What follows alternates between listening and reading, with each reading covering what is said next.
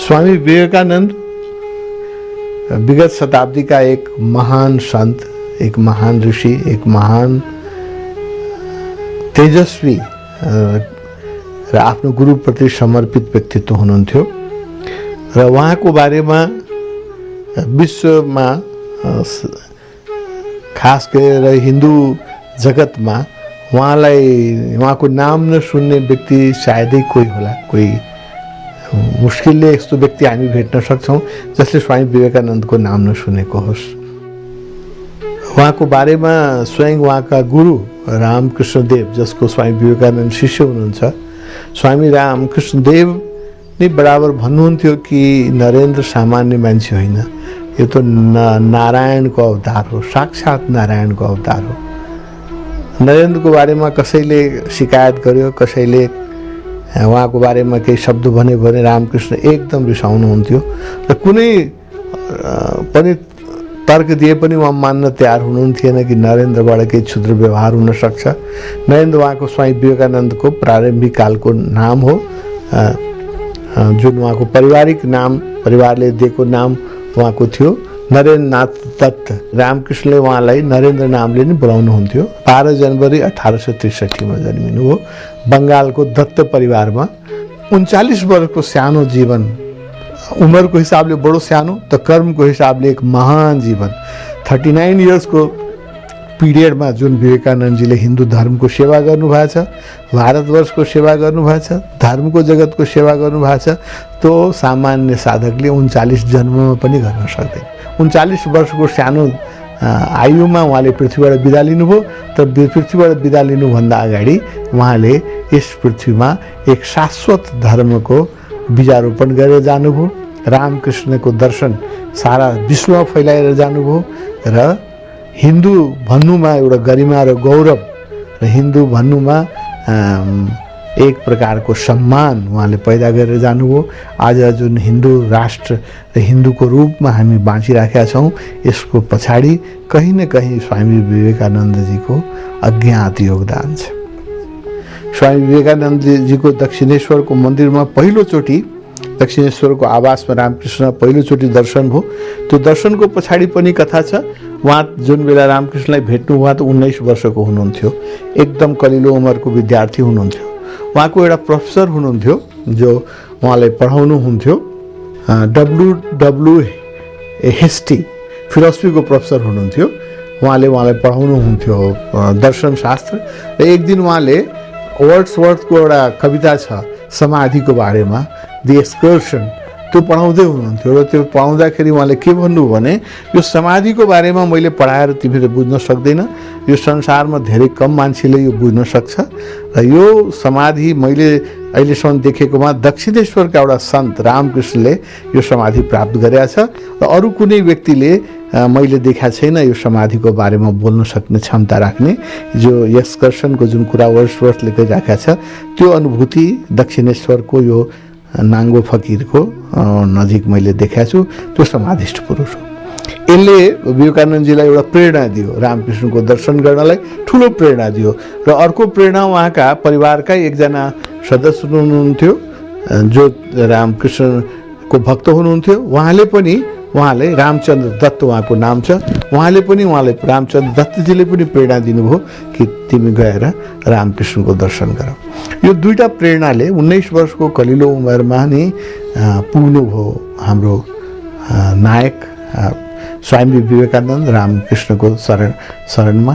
जब दक्षिणेश्वरको मन्दिरमा पश्चिम ढोकाबाट उहाँ प्रवेश गर्नुभएको छ, रामकृष्णले त्यसको वर्णन गर्नुभयो। उहाँ आफ्नो मित्रहरूको सँगै जानुभएको थियो, केही नवयुवकहरू लिएर जानुभएको थियो। रामकृष्णले वर्णन गर्नुभएको छ कि यो कलकत्ताको घोर व्यावसायिक नगरमा, यस्तो कामना र इच्छाले भरेको सहरमा यस्तो एउटा बालक आयो, नवयुवक, जसको आँखा स्वयंकै भित्र सधैँ समाधिमा लीन जस्तो आँखा छ, स्वयंमा केन्द्रित छ, जसको चित्तमा कुनै विकार छैन र जसको आँखा चाहिँ 24 घण्टा चाहिँ अन्तर्मुखी आँखा छ, चेहरा फेसमा तेज छ।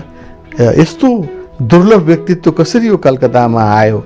भनेर जब मैले उसलाई देखेँ, नरेन्द्रलाई देखेँ, रामकृष्णले जब विवेकानन्दलाई देख्नुभयो अनि उहाँले इमिडिएटली याद भयो, आहा यो त यही व्यक्ति छ जुन व्यक्तिलाई मैले आफ्नो समाधिमा ऋषि लोकमा देखाएको थिएँ, सप्त ऋषिको ऋषि हो।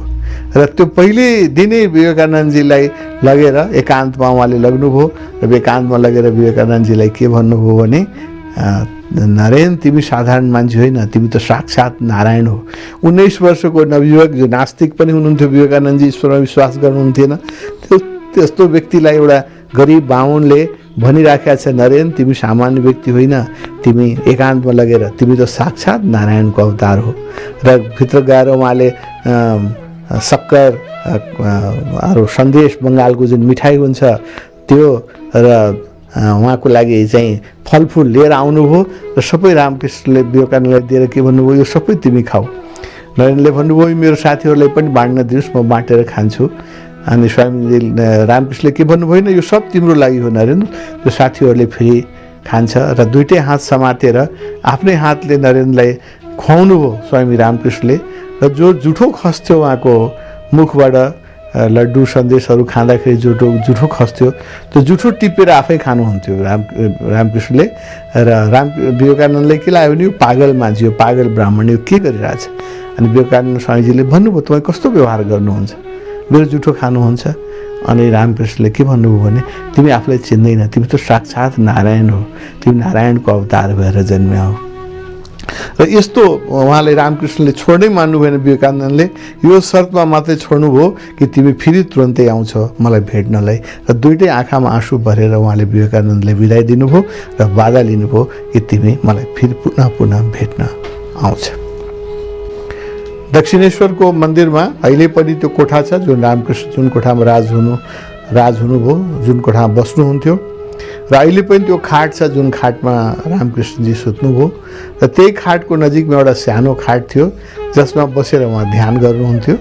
जब नरेन्द्र पश्चिम ढोकाबाट प्रवेश गर्नुहुन्छ दक्षिणेश्वरको त्यो पवित्र तीर्थस्थलमा, सेकेन्ड मिटिङको म कुरा गर्दैछु बिट्विन रामकृष्ण परमहंस र स्वामी विवेकानन्द। परमहंसजी परम समाधिमा लीन हुनुहुन्थ्यो। नरेन्द्रलाई देख्न साथ म खुसीले उहाँको आँखा खुल्यो र एकदम आनन्द विभोर भएर नाच्न थाल्नुभयो उहाँले। र नरेन्द्रलाई हात समातेर आफ्नै खाटमा बसाल्नुभयो। जुन सामान्यतः गुरुको सँगै बस्ने, गुरुको उछाउनामा बस्ने चलन छैन शिष्यको लागि, त नरेन्द्र सङ्कोच गर्नुभयो, तल बस्न चाहनुभयो, तर स्वामीजी रामकृष्णले मान्नु भएन। र रामकृष्णले नरेन्द्रलाई स्वामी विवेकानन्दजीले आफ्नै समाधि जुन ध्यान लगाउने खाट थियो त्यसकै एउटा कुनामा बसाल्नुभयो।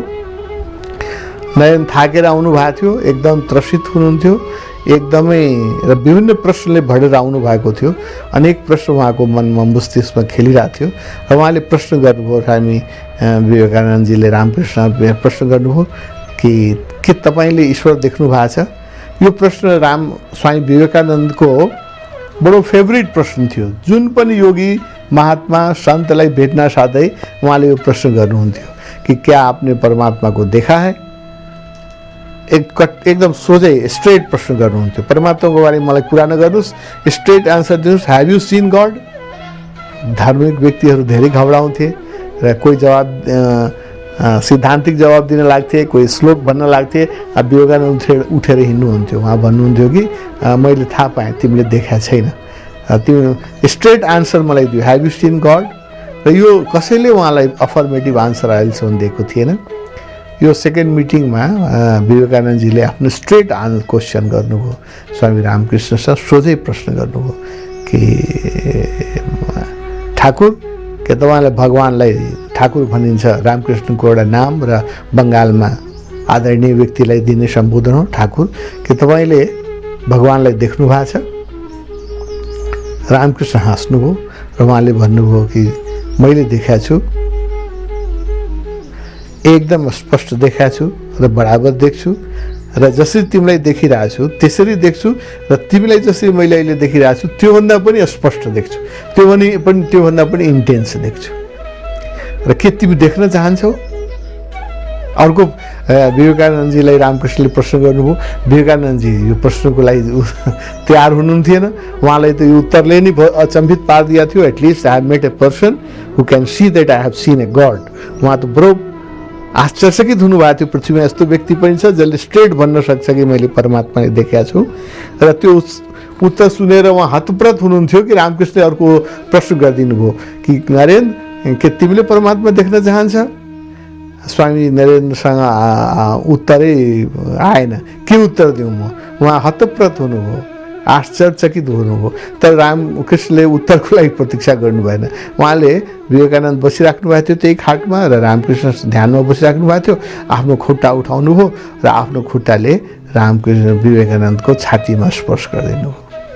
रामकृष्णले स्वामी विवेकानन्दको छातीमा स्पर्श गर्न साथै स्वामी विवेकानन्दको पृथ्वीको सेन्स हराउन थाल्यो। यो एउटा सन्तको एउटा समाधिष्ठ पुरुषको उत्तर हो। सद्गुरुको उत्तर यस्तै हुन्छ, शास्त्रीय हुँदैन, अनुभूतिपूर्ण हुन्छ। र यो अनुभूति रामकृष्णले विवेकानन्दलाई गराइदिनु भयो। त्यसपछि जब विवेकानन्दले कम्प्लेन गर्नुभयो कि मेरो लौकिक व्यवहार अहिले बाँकी छ, अनि रामकृष्णले आफ्नो खुट्टा हटाइलिनु हो र भन्नुभयो ठिक है, ठिक है, ठिक है, अहिले चाहिँ तिमी आफ्नो काम गर, पछि कालीले बाँकी काम गर्नुहुन्छ। दोस्रो भेटमा रामकृष्णको भेटले विवेकानन्दलाई साक्षात समाधिको दर्शन गराइदियो। 19-20 वर्षको ठिटोलाई, जो अहिले धर्मको बारेमा बहुत नास्तिक विचार लिएर हिँडिराख्नु भएको थियो, उहाँले बडो तार्किक विचार लिएर हिँडिराख्नु भएको थियो, मूर्ति पूजाको विरोधी हुनुहुन्थ्यो। गुरुको यही काम छ, जो शिष्यले आफै साधना गरे भने 20औं वर्ष 25औं वर्ष प्राप्त लगाएर पनि जो अनुभूति गर्न सक्दैन, गुरुले एक स्पर्शबाट गराइदिन सक्नुहुन्छ, एक शब्दबाट गराइदिन सक्नुहुन्छ। र त्यो शब्द र त्यो स्पर्शपछि शिष्यलाई विश्वास हुन्छ, अध्यात्ममा विश्वास हुन्छ, र त्यो विश्वास भइसकेपछि उसले आफ्नो बाटो खोज्छ। गुरुमा रामकृष्ण जस्तो गुरु खोज्न कठिन छ, र रामकृष्ण जस्तो गुरु अरू पनि भए होला, तर विवेकानन्द जस्तो शिष्य खोज्न त असम्भवै छ। यदि विवेकानन्द जस्तो शिष्य नभइदिया भए हामी रामकृष्णको नाम पनि आज सुन्नेवाला थिएन। यस्ता रामकृष्ण बङ्गालमा, इन्डियामा धेरै भएका होलान्। समाधिष्ठ पुरुष, सोझो साधा, नपढा लेखा समाधिष्ठ पुरुष संसारमा धेरै भएको होला, तर उहाँहरू यति सौभाग्यशाली हुनुहुन्थेन कि उहाँले विवेकानन्द जस्तो शिष्य पाउन्। यो विवेकानन्द जस्तो शिष्यले मात्रै रामकृष्णलाई अमर गरिदिनु भयो। र आज पृथ्वीमा जबसम्म सूर्य चन्द्र हुन्छ तबसम्म स्वामी रामकृष्णको नाम हुन्छ र स्वामी विवेकानन्दको नाम हुन्छ। यो आदर्श पेयर हो। यो रामकृष्ण भन्दा शुद्धतम गुरु खोज्न कठिन छ, विवेकानन्द भन्दा समर्पित शिष्य खोज्न कठिन छ। र यो दुई व्यक्तिको बारेमा हामीले जति स्मरण गरे, जति चर्चा गरे, त्यति नै हाम्रो हृदय पनि पवित्र भएर आउँछ।